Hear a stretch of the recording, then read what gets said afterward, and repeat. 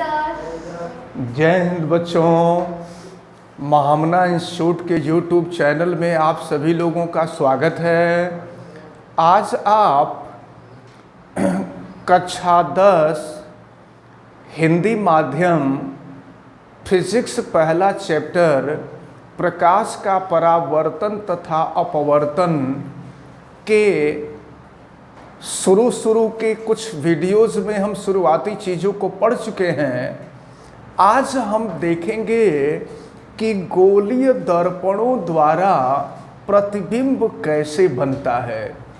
गोलीय दर्पणों द्वारा प्रतिबिंब का बनना यानी image formation by spherical mirror.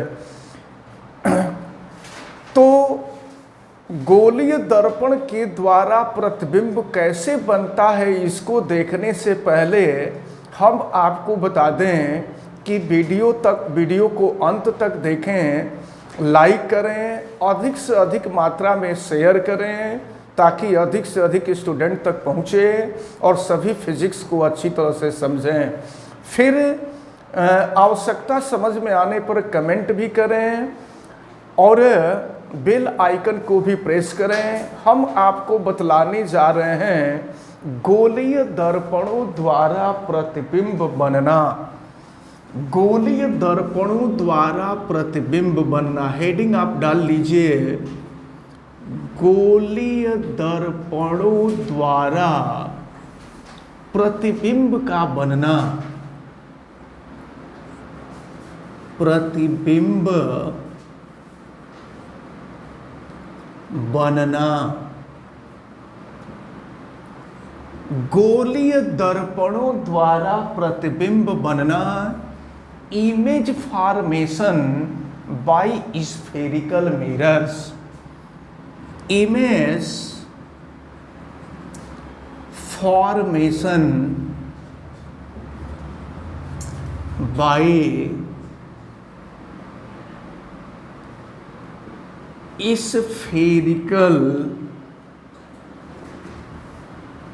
Spherical mirrors. तो ध्यान दीजिए आप सभी लोग, हम गोलीय दर्पण, जैसा कि आप जानते हैं गोलीय दर्पण दो प्रकार का होता है। एक अवतल दर्पण होता है और दूसरा उत्तल दर्पण होता है। तो सबसे पहले हम लोग देखेंगे कि अवतल दर्पण के द्वारा प्रतिबिंब कैसे बनता है। हम आपको बता दें कि अवतल दर्पण के द्वारा प्रतिबिंब बनने की 6 स्थितियां होती हैं और ये 6 स्थितियां बहुत ही महत्वपूर्ण हैं। इनमें से 1-2 स्थिति बोर्ड के एग्जाम में आपसे ज़रूर पूछा जाता है। तो सबसे पहले हम लोग देखेंगे अवतल दर्पण के द्वारा। भाई गोलीय दर्पण दो प्रकार का होता है, एक अवतल दर्पण होता है, दूसरा उत्तल दर्पण होता है।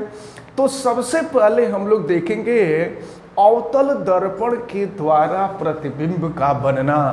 इसका ए पार्ट होगा अवतल दर्पण के द्वारा, अवतल दर्पण द्वारा प्रतिबिंब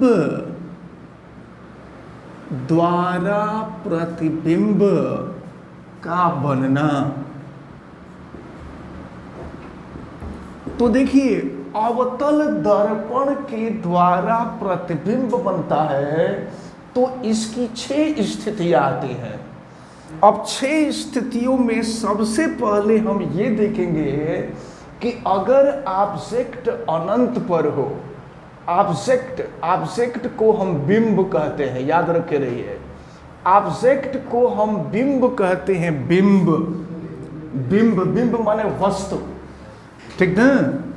तो वस्तु को हम बिंब कहेंगे, ये आप ध्यान में रखे रहिएगा। तो सबसे पहली स्थिति हम लोग देखेंगे कि अगर वस्तु अनंत पर है, अनंत माने बहुत अधिक दूरी पर है, तो अगर वस्तु अनंत पर है तो अवतल दर्पण के द्वारा उसका प्रतिबिंब कैसा बनता है, यहां लिखेंगे फर्स्ट, जब वस्तु अनंत पर हो। जब वस्तु अनंत पर हो, अनंत पर हो, when object is eight infinite, जब ऑब्जेक्ट इनफाइनाइट पर हो तो प्रतिबिंब कैसा बनता है, हम लोगों को इसका अध्ययन करना है। तो सबसे पहले तो हम लोगों को ये देखना होगा कि प्रतिबिंब बनेगा कैसे।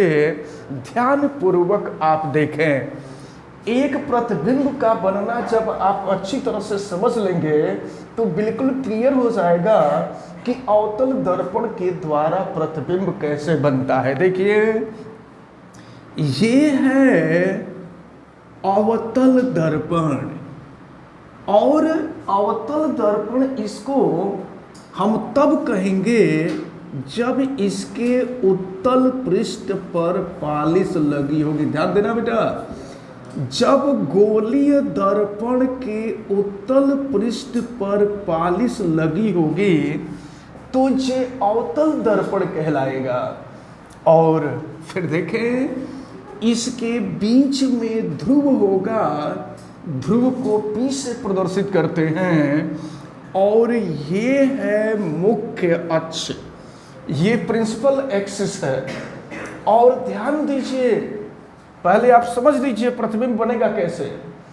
जब कोई वस्तु अनंत पर होता है ना, अनंत का मतलब होता है बहुत अधिक दूर। जब कोई वस्तु अनंत पर होता है तो देखिए, उस वस्तु को हम मुख्य अक्ष के ऊपर और नीचे, देखिए मुख्य अक्ष बीच में रहेगा। जब वस्तु अनंत पर होता है तो हम वस्तु को मुख्य अक्ष से ऊपर और नीचे दोनों दिखाते हैं। और देखिए, इस वस्तु, ये ऑब्जेक्ट है, इसको हम डॉटेड लाइन से दिखा देते हैं। तो जब डॉटेड लाइन से दिखा देते हैं, इसका मतलब ये हुआ कि ये वस्तु अनंत पर है। तो ये वस्तु का मतलब बिंब, याद रख लीजिएगा, बिंब को ही वस्तु कहते हैं। और अनंत का मतलब हुआ कि बहुत अधिक दूर। अनंत का मतलब वस्तु बहुत अधिक दूर, ऑब्जेक्ट बहुत अधिक दूर है। जैसे मान लीजिए चंद्रमा है, चंद्रमा बहुत अधिक दूर है, सूर्य बहुत अधिक दूर है। तो इस तरह से अगर कोई वस्तु बहुत अधिक दूर होती है तो हम कहते हैं कि वस्तु अनंत पर है।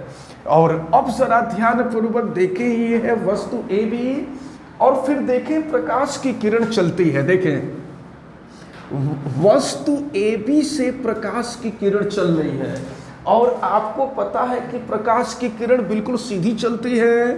तो ये है प्रकाश की किरण, और ये प्रकाश की किरण आगे बढ़ रही है। एक बात मैं बता दूं, यह प्रकाश की किरण अनंत से आ रही है।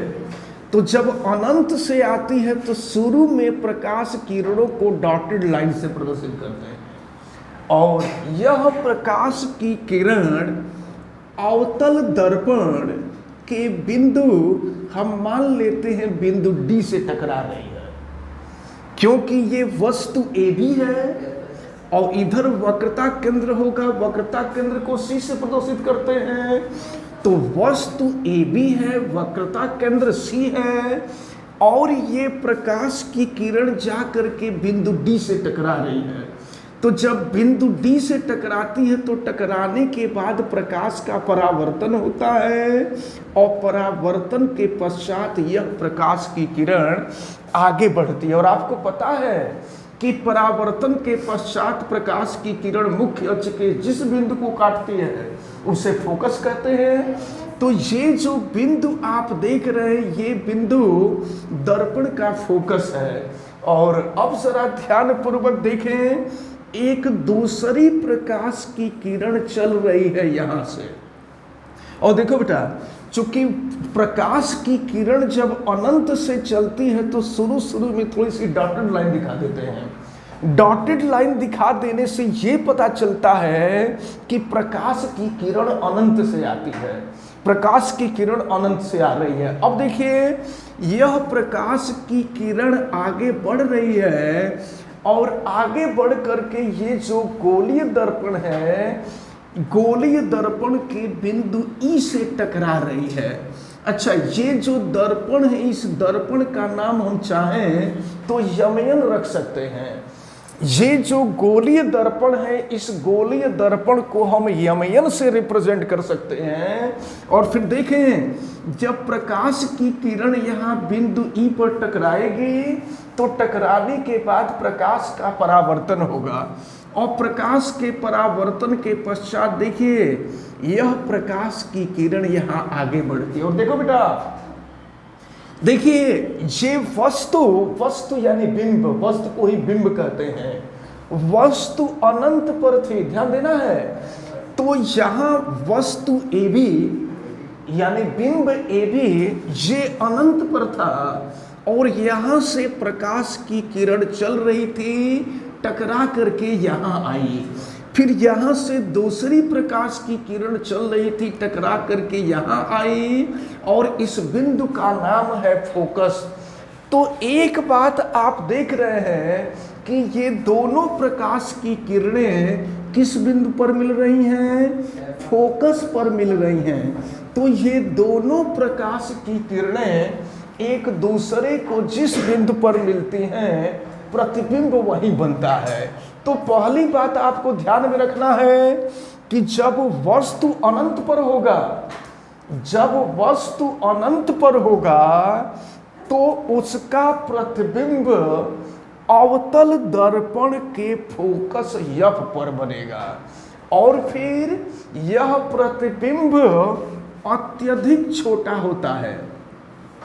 यह प्रतिबिंब अत्यधिक छोटा होता है, बिंदु के आकार का होता है, बिंदु साइज का होता है। इसको भी हमें ध्यान में रखना होगा। यह प्रतिबिंब बिंदु साइज का होता है और फिर यह प्रतिबिंब वास्तविक तथा उल्टा होता है। ये जो प्रतिबिंब बनता है, यह प्रतिबिंब वास्तविक तथा उल्टा होता है। तो आप यहां से क्लियर कर ले, हम आपको ये पहली स्थिति बता रहे हैं। इस पहली स्थिति को आप अच्छी तरह से तैयार रख लें। बोर्ड के एग्जाम में कई बार ये पूछा गया है। सुन लीजिए प्रश्न कैसे पूछा गया है। प्रश्न आपसे पूछा गया है कि अगर बिंब अनंत पर हो तो अवतल दर्पण के द्वारा उसके प्रतिबिंब बनने की स्थिति को प्रदर्शित कीजिए तथा प्रतिबिंब के बारे में बताइए।